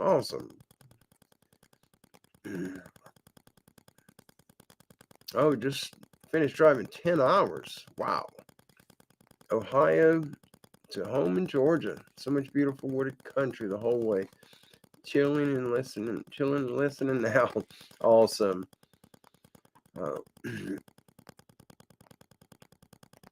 Yeah, thank you, Kevin. Yeah, thumbs up is a good thing. Thank you all for those that do support us, and thank you even if you don't. Thank you anyway. Thank you for being here. Awesome. Yeah, Dundee Woolley, I've always got my snake boots on when I go out in the woods. The only time I've forgotten them is here at the house when I went off on the north side checking to see what is going on with the big guys messing around the house. I forgot them one time, and the one time I forgot them, I stepped very close to a rattlesnake, and that scared me pretty good. Blues and G music. Oh, let me throw this up so everyone sees it here. Blues and G Music says, you just got here. Prayers will be appreciated. My daughter has leukemia and needs a bone marrow transplant, and I'm getting better myself. Yep, absolutely. We will add you to our prayers, add your daughter to our prayers as well. We'll be doing an umbrella prayer before we close tonight. I know some people are against praying like that, but I have never seen any ancient scripture that says we should only pray for one thing at a time. You can pray for many things. You just have to ask the Father in Christ Yeshua's name, in Jesus' name. And he says, where 3 or more come together in my name, I am there. So yes, we'll absolutely be praying for you, praying for your daughter. We'll be praying for our family as a whole here. I'm sorry about the background noise.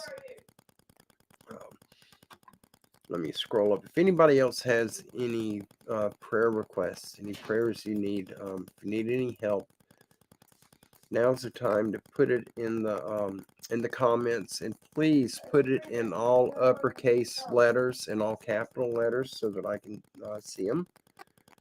It would be greatly appreciated, and we'll absolutely be getting prayers out for everyone. So grateful that our sister Edna got permission from Jeff to share that story with us. I absolutely loved it. It was awesome. And I could, the whole time reading it, I could picture being there. I could picture all the events of that. And that's amazing. I love the stories that do that, where you hear them and you read them, and it just, you see everything happening, you see the events.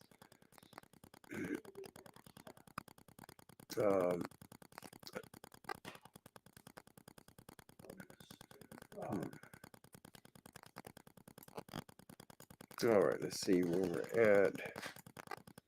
I scrolled way too far up. Let's see where we're at. Where we at?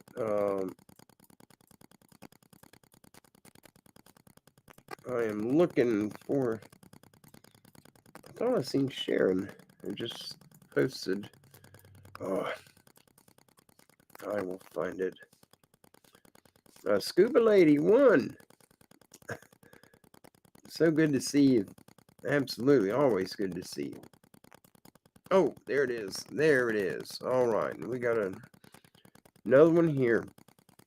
Sharon put it up. Please pray for our sweet sister Jean Hudson. She lost her sweet sister. She went home with our Lord. Oh wow, I did not know. Yeah, we'll absolutely get prayers out for our sister Jean. She's been with us for a long time, and she's always one of the first ones to jump on any prayer request that we ever put out. She's always one of the first ones to jump on it. She's a prayer warrior, an absolute prayer warrior. We'll definitely get prayers out for Sister Jean. There are so many people going home right now. I don't know if all of you are witnessing the same thing, but there's so many. It's like there's more people leaving now than there was, even 5 years ago. It's crazy. We live in a wild time. Brother Avi, awesome. It's good to see you, Avi.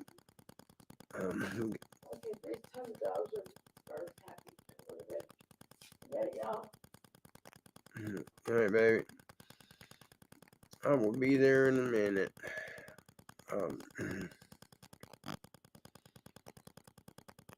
Yeah, you guys, I don't know if y'all seen the beginning. Sharon Guy is, oh, there it is. She just put it up again. She's been out of power because of the storm for 14 days now. And wrong time of the year to be out of power. It's just, you can always hide from the cold. You can't hide from that heat. There's nothing you can do to get away from it. So please keep our sister Sharon in your prayers also. We got Sharon and Jean, and we got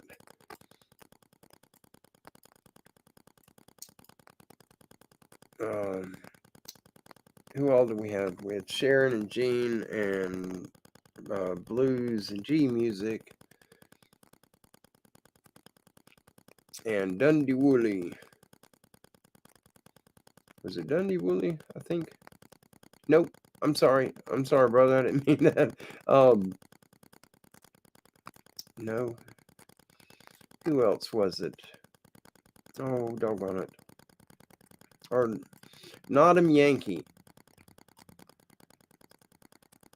I thought he would be back in. He may have went to bed. They're on a different time. All right, I'm looking to make sure we're having more prayers getting out. And I've seen Connor in there somewhere.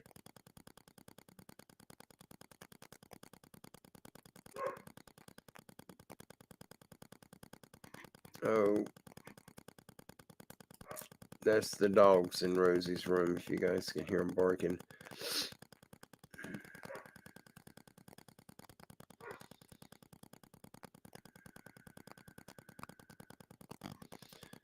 Yeah, that's crazy.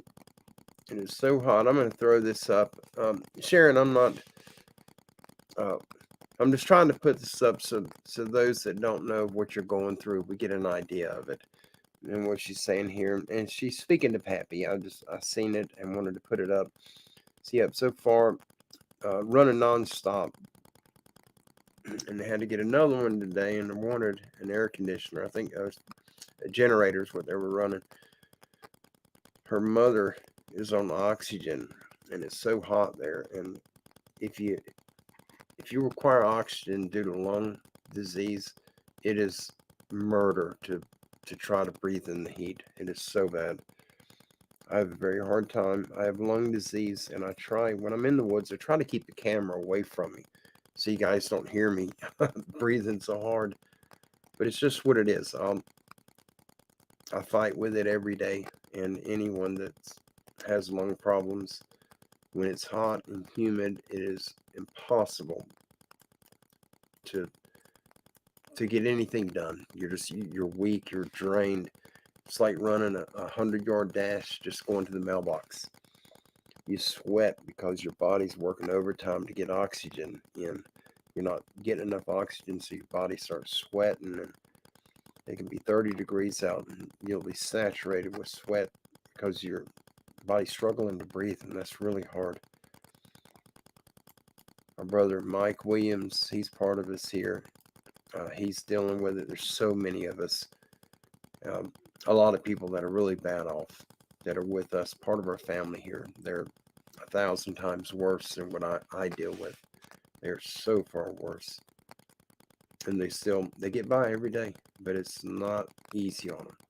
Not easy at all. Yep. COPD, that was it. Absolutely, Dundee Woolley, you got it. COPD is what I have, and I don't smoke. I'm not a smoker, but I got it from secondhand smoke.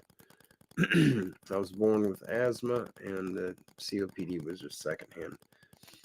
But it's all good. It's only this body, this physical body, that's damaged. It is not my spirit man. My spirit man is rocking and rolling. It's my physical man that's all banged up. But it's all right.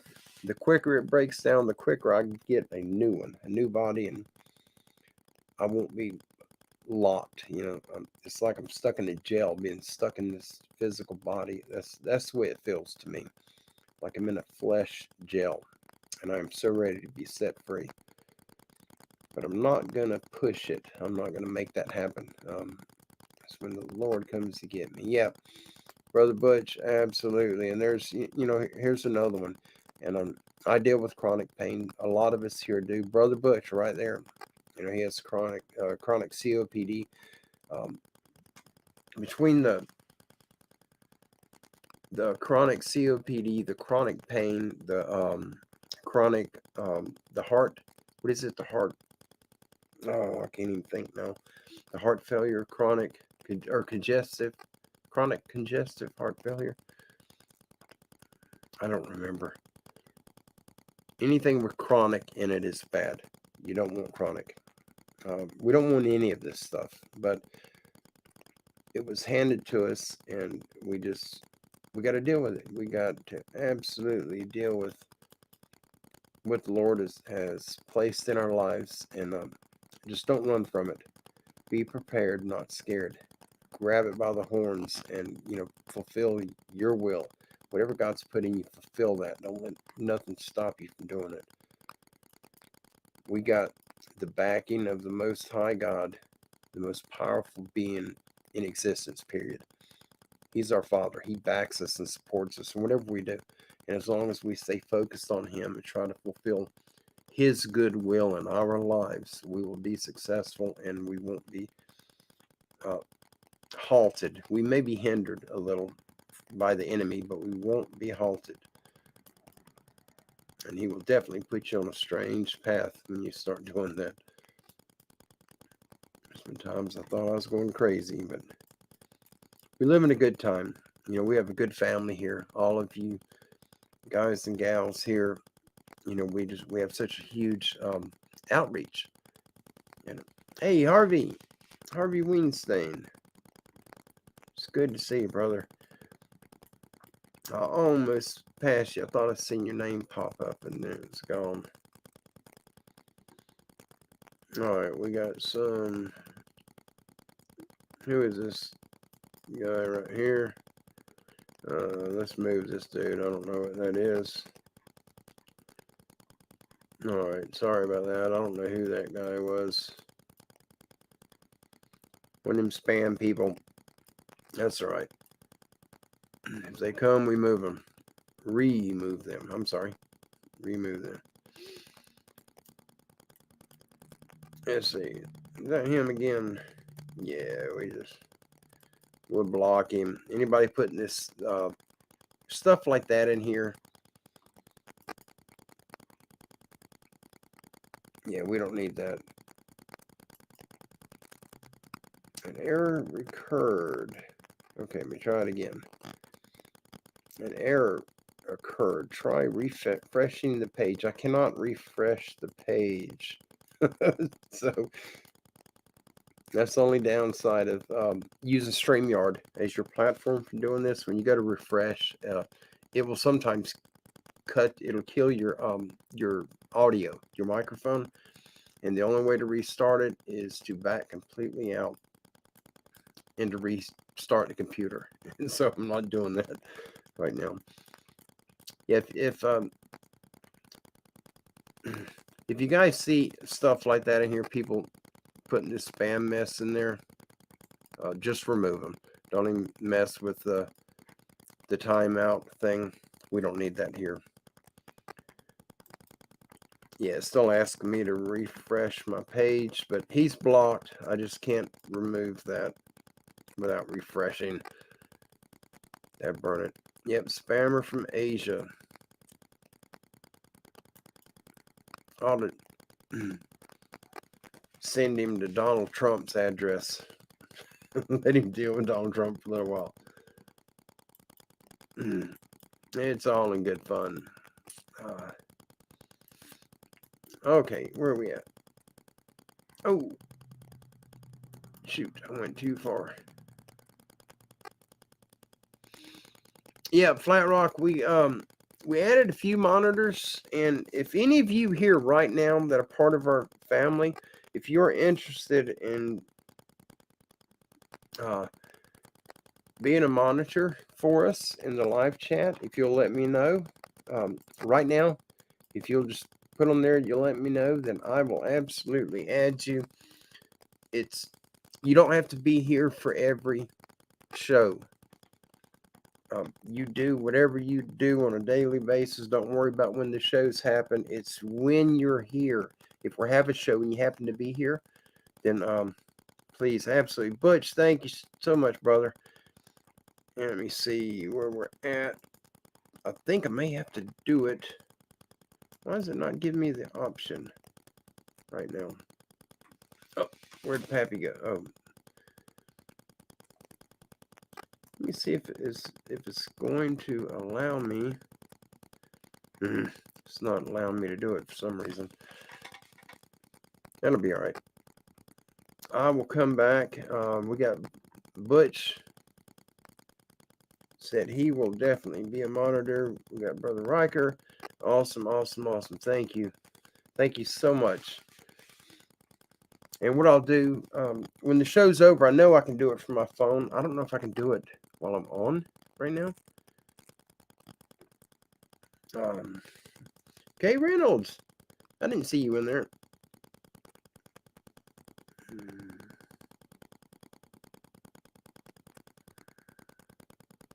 Oh, Pappy, I did not know. I will absolutely make sure that you got it. You're still listed as a moderator. I don't know why they have taken it off, but I will go in and make sure that you're on there. I'll definitely do that. We're gonna add Riker, and I think it's Riker and Butch. I thought there was another one that someone else is wanting to come on, and I missed. I guess not. I think it was Riker and Brother Butch. Oh, and Dundee Woolley. Yep, absolutely. Awesome, awesome. And I'll go in and I'll make sure, Pappy, I'll make sure that you're still on there. I did not know that they done that to you.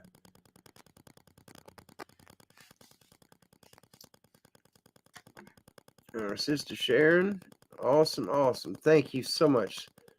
Thank you all.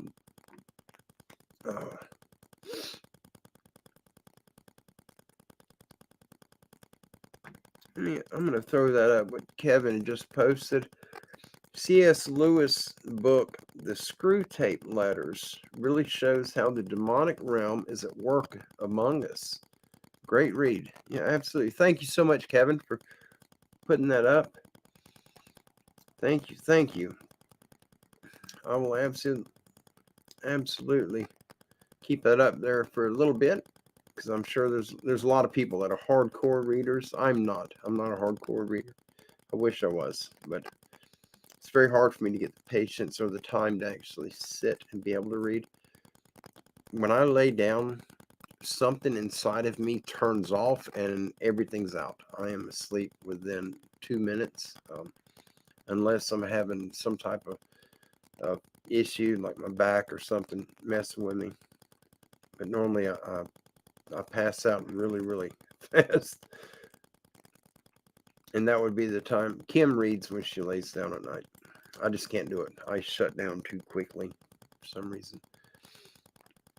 Yeah, absolutely. Thank you, Brother Harvey. All right. Yes, Pappy, I am definitely going to add Sharon also as a moderator. And if anyone else, if any of y'all are interested in being a moderator over here for us on Standing Goats Rescue, and Brother Avi, I will add you as well, definitely. And you guys and gals know, how we work over here. We just don't want nobody being attacked. The no foul language, just no aggression. We don't need it. There's no room for it. But it's up to you. If you choose to be a moderator here, how you choose to deal with the person is up to you. And I have full support. Those that I'll add as moderators, whatever decision you make on someone coming in, I will back you 100% on it. Good night. Good night, Harold. Absolutely. Good night to you. I know a lot of people are going to bed now. So what we'll do, I will come back tomorrow. Well, I got to go to Alabama in the morning. Either tomorrow or tomorrow night, I will come through here and I'll go through the chat, and all of you guys and gals that are willing to help me by moderating here for me, I'll go ahead and make sure that I have you added as moderator. Absolutely. Now I got to check and make sure our brother Pappy Two Bears is back on it. He was a moderator. He was one of the first moderators that I had here, and he's not able to do it now. So something is going on there. YouTube's afraid of our brother Pappy, and it should be for right reason. Pappy, I hunt him down and beat him with words of wisdom. All right, and we got Sharon and Navy also.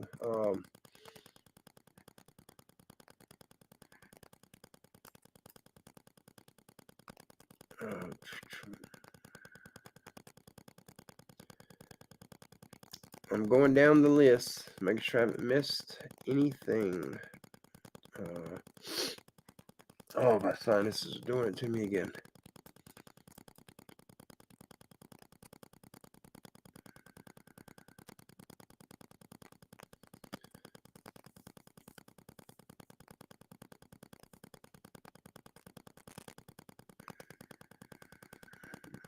Oh, wow. I'm so sorry. I just seen where Sasquatch had posted on there his nephew was killed in a car accident. He was like a son. I'm so sorry. So sorry to hear that. There's so many going home right now. We've lost a bunch of our family just this year. It's been a bunch of them. But I know it's not permanent. We will see him again. We will absolutely see him again. Just keep your head up high. Look toward the sky. Stay focused on the Father, and you will absolutely see all of your loved ones again. Who do we got? Happy birthday, Sharon. Is it Sharon's birthday?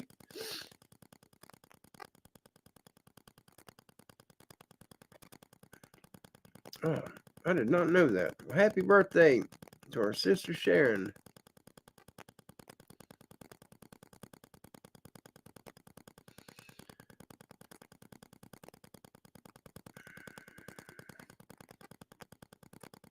Oh, there we go. There we go. Thessalonians 4:13. But we do not want you to be ignorant, brothers, about those who have died, so that you may not grieve like other people who have no hope. If you have no hope, you have no faith. Absolutely. Amen. Words of wisdom from Brother Sasquatch. Absolutely. That is awesome. All right. Well, we will do a call out. If anyone has a prayer request that you want to put out, right now is the time to do it. And then we'll be doing no, Pappy, I was not giving you a vacation.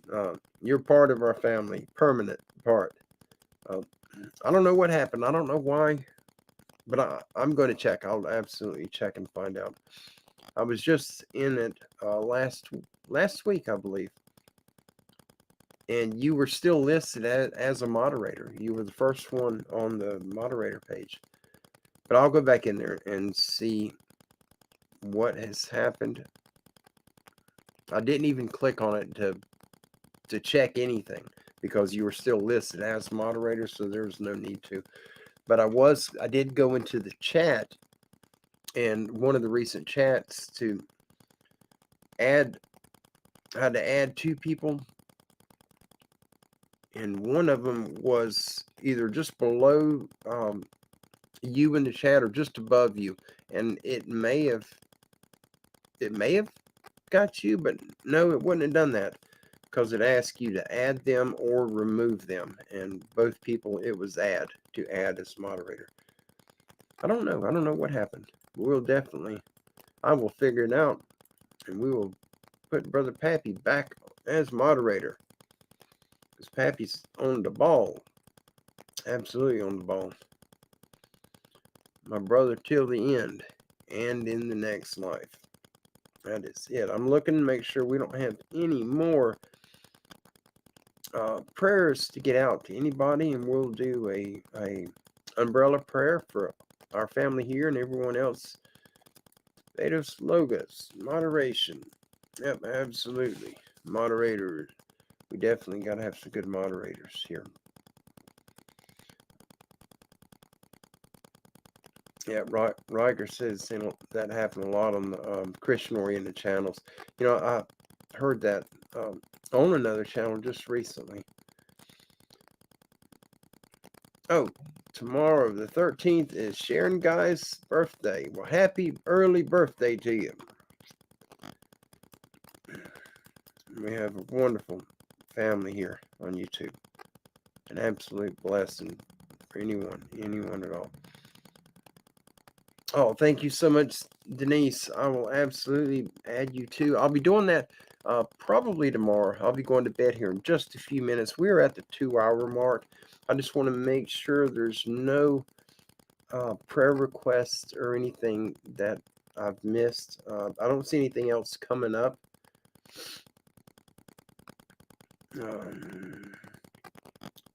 Oh, thank you. And we got V. Teresma to be a moderator. That is awesome. Thank you so much. Thank you, thank you, thank you. And I'll have all of you added. It should be tomorrow night. I got to leave in the morning to go to Alabama for my monthly evaluation to make sure the brain injury hasn't messed me up and any worse, and my blood pressure and just a normal checkup. And it should be tomorrow night. When I get back, if I'm not too tired, then I'll go ahead and I'll jump in here and I'll add all of you that are willing to do it for me. And I thank you greatly for doing that. All of you that are willing to, I certainly appreciate it. Absolutely appreciate it. And we need it. We need good people that we trust. And everyone here right now fits that bill. Absolutely. This is our family. If you can't trust family, then who can you trust? All right.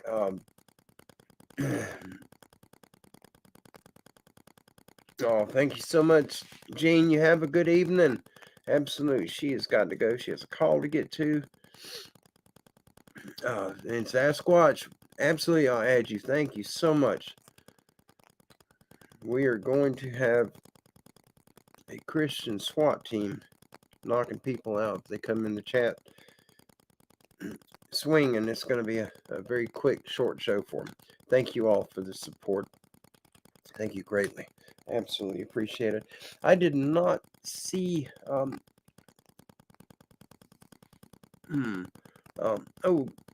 night, Deborah. I guess she's going out. I know Jean's going. She's got a phone call. I did not see Sandra W in the chat. Sandra's the one who has the her puppy got ran over, and his front legs. I think she said his front legs are messed up. He needs vet care, and they quoted her $200 just for the visit and an X-ray, and it's going to be over that. Kim talked to her for literally a few seconds, and the call dropped, and she can't get back through to her. Then she finally got up with her again, and we're just trying to get her some help so that she could take her puppy to the vet tomorrow. And I don't see where she's jumped in the chat tonight, but it's no problem. If she emails me and lets me know, then I will get it posted one way or the other. I'll put it up. And for those who want to help, we are going to help her. Kim and I definitely are. It's what we do. And that way, if she still needs help, I'll post it up for all of you to know, for those who would like to. But absolutely, thank you. Yep, absolutely, Brother Butch. Everybody's got to go to work, so let's close this show out. I'm going to say a prayer right now. You're welcome to go if you're ready to check out. It is no problem. It is no worry at all, no concern. I'll just do a quick prayer, quick and to the point for everyone, and then we'll all call it a night, and we will get some sleep, all of us. I hope. Some of us have to work. But if y'all are ready, here we go. And I'll lead us off, and you're welcome to join me or say your own prayer or however you choose to do it. Here we go. Our Father who art in heaven, tonight we pray, Father, that you reach out, you touch all who are in the hospital and all of our family here and their family and their friends or loved ones who are needing you right now. Father, there are many that are sick. There are many that are facing surgeries. There are many that are ill. And there are many that are lost. They don't know you. Father, please set that spark of life, that spark of the Spirit in the minds, the hearts, the souls, and the bodies of all of these people. Father, we ask that you place your loving and healing hands on all who are sick. Father, bless them all. And our brother Kyle Maynard, his father is in the hospital, and he's still on a ventilator. And we ask that you step in with him as well and heal him. For those that you choose to bring home with you, Father, we just ask that you do it in a way that the family accepts it without heartbreak. Father, allow us to glorify you when you take our loved ones, when you receive our family and our family and friends. Do it in a way that all who know that person glorify your most high name. Father, we love you. We thank you for this opportunity and this night. And I thank you for bringing all of my family here with me. Father, I ask that you show them tenfold the love that you have for me. I bless you, I glorify you, I honor you in all that I say or do. And I thank you for this opportunity and this day. And ask that you keep us all safe. In Christ Jesus, Yeshua's name. Amen. Amen. I just wanted to get a prayer out before we got a lot of us that need to go to work. I have to get up early, and a lot of people here tonight are having to go to work tonight. And I wanted to get a quick prayer out before they left. That's important to me, and everybody sees things differently. And I had a time when I wasn't very good. And my Heavenly Father was always so good to me. No matter how bad I was, He was always so good to me. And I owe Him everything. And if I can honor Him with one simple, basic, even scrambled prayer, He knows it's coming from my heart. And when you pray from the heart, it doesn't matter how it comes out. We're to pray in the Spirit. So if it comes out jumbled, if you have no idea what you're saying, it sounds like a bunch of just jumbled up mess. Let it go. You're praying in the Spirit, and the Spirit was never meant to be understood. Just pray from your heart, and you'd be surprised at some of the goofy stuff that comes out of your mouth. But it's when your spirit talks, the human side of us will never understand it. We won't even understand our own spirit. It's just how it works. The spirit density is so much higher than our physical. But it's all good. It is all good. Let's see. I don't think we got anybody jumping in late. I want to thank everyone who stopped by tonight. I love all of you. I absolutely do. Me and my wife, Rosie, this is our extended family, you all. And I can't say it enough, the love that we have for you. The times that we've struggled and had it really rough, and a lot of times we didn't think we'd make it. And so many of y'all came together and helped us just in so many different ways. It's been a blessing that I can never put into words just how appreciative me and my family are for all of you. And for those that are new and a part of our family as of recently, thank you so much for joining us. We love you as well. You're part of us. We're one big family, and there's no one here better than the next. We are one. And the size of the family here, we carry the Spirit of God on us, and we can do anything. We can, through God's help and His work, we can accomplish anything. And I have faith in that. I have trust in my Father. He put me here, and He let me survive death so many times over. And I did cross the line, and I was on the other side of death, and He kicked me right back over. He knows what He's doing. I don't, but He does. And that's a good thing. And we've been blessed with just a phenomenal family here. Phenomenal. I wish I could shake the hand and hug the neck of everybody that's here right now. I would absolutely do it right now. Absolutely. Y'all, all of you bless me and my family just 1,000-fold. The blessings are unbelievable, and I can't thank you enough. But one day we'll all be together in the same place, and it's going to be a good time. It's going to be a party with some people running around with wings sticking out of their back, walking on clouds. That'll be a good thing. But thank all of you. If there's anything that I can do for you, if you need any help that I can provide or help get the word out, please let me know. Meredith, oh, it's good to see you. I did not see you in the chat. You were sitting back being quiet.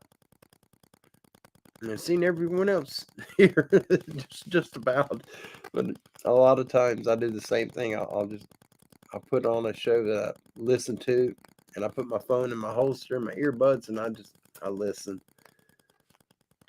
But I I'm proud to be who I am with the family that I have in you all. I'm just so proud of that. We've got it made. We got a father that is just awesome, beyond awesome.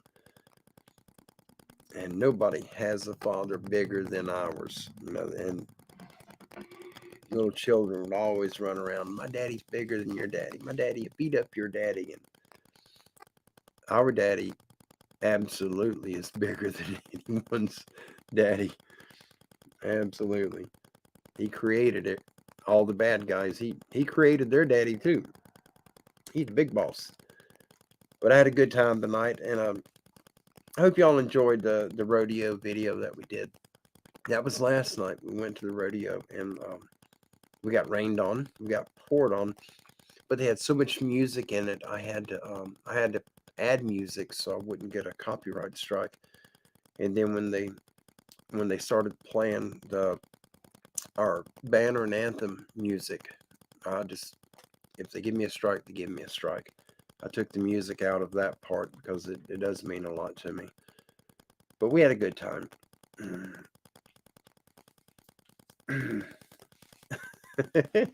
Yep, absolutely. Yeah, Sasquatch got it right there. Absolutely. I would. I wish I could hug everyone's neck here right now, Pappy. I do. I really do. The best friends that I've ever made have been right here on our YouTube channel.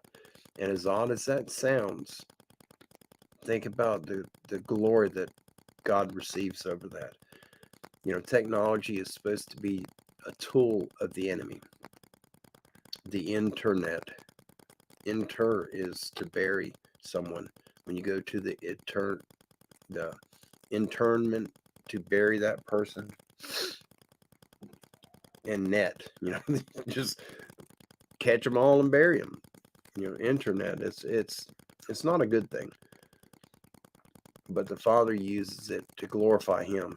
And, through all the prayer requests and the people that have called in and just praise the Lord and sharing the gospel, no matter how small, if it's one verse or if you're sharing a testimony of what you went through and how the Father lifted you up out of it. It all glorifies Him. And that's a good job for the internet to have, glorifying the Father. Yep, absolutely. Well, I'm not going to keep y'all any longer. I love each and every one of you. Y'all have a wonderful evening. And I did not put I forgot to put the the email address here. I'm going to throw it up right quick just for anybody who doesn't know. But if you need to reach out to me, if you have a prayer request that you would like for us to put up here, my email is at the bottom, standinggoatsrescue@yahoo.com. Send me a quick email, or just about anybody in the chat. We're all connected. They all know how to get up with one another. They know how to get up with me. And if you'll just reach out to anybody here, we'll absolutely get prayers going for you. It's the least we can do. But God bless you. I love all of you. Y'all have a wonderful evening, and I will definitely be seeing you guys and gals very soon. Good night.